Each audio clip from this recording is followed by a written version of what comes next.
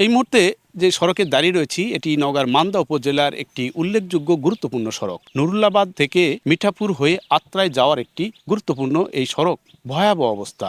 গত প্রায় 1 দশক ধরে এই সড়কের নাজুক পরিস্থিতিতে এলাকাবাসী চরম ভোগান্তিতে পড়েছে। এলাকাবাসী বলছে দীর্ঘদিন ধরে এই সড়কটি সংস্কারের জন্য স্থানীয় নেতৃবৃন্দ থেকে শুরু করে বিভিন্ন দপ্তরে তারা দৌড়ঝাঁপ করেছেন, কিন্তু কাজের কাজ কিছু হয়নি। গত প্রায় 1 দশক ধরে সড়কটি সংস্কার না হওয়ায় এখন তা 1 হাঁটু কাদা ও জলাবদ্ধতার কারণে ব্যবহারের একেবারে অযোগ্য হয়ে পড়েছে। বৃষ্টি হলেই এই দুর্ভোগ আরও বেড়ে যায়। সড়কের কারণে আশপাশের গ্রামের মানুষ জরুরি মুহূর্তে রোগী হাসপাতালে নিতেও হিমশিম খাচ্ছেন। রিকশা, ভ্যান কিংবা মোটরসাইকেল ঠিকমতো চলাচল করতে পারছে না। স্থানীয়রা অভিযোগ করছেন সড়কের এই বেহাল অবস্থার কারণে সামাজিক ও পারিবারিক জীবনেও ভোগান্তি পোহাতে হচ্ছে। এমনকি ছেলে মেয়েদের বিয়ে দিতেও সমস্যার মুখে পড়তে হচ্ছে বলে দাবি তাদের। কয়দিন বৃষ্টি সে কয়দিনই বাড়িতে রাখা হয়, একদিনও চালাই দেবো না, 2 দিন বৃষ্টি হলো বাসাতে রাখা আছে।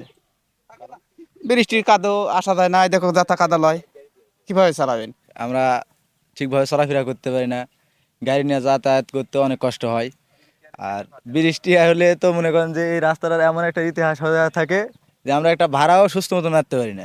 রোগী তারা আমরা কোনো দিনই যেতে পারি না, আমরা প্রসাদপুর মেডিকেলে আমরা যেতে পারি না, তার আগেই মারা যাই।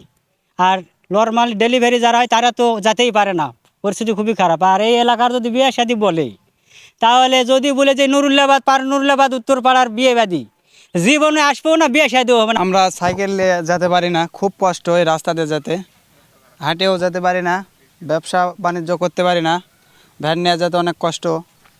সাইকেলে যায় না, ভ্যান কি করে যায়? এলাকাবাসী জানিয়েছেন দীর্ঘদিন ধরে জনপ্রতিনিধি ও সংশ্লিষ্ট দপ্তরের কাছে সড়ক সংস্কারের দাবি জানিয়ে আসলেও কেবল আশ্বাস আর প্রতিশ্রুতির মধ্যেই সীমাবদ্ধ রয়েছে সবকিছু।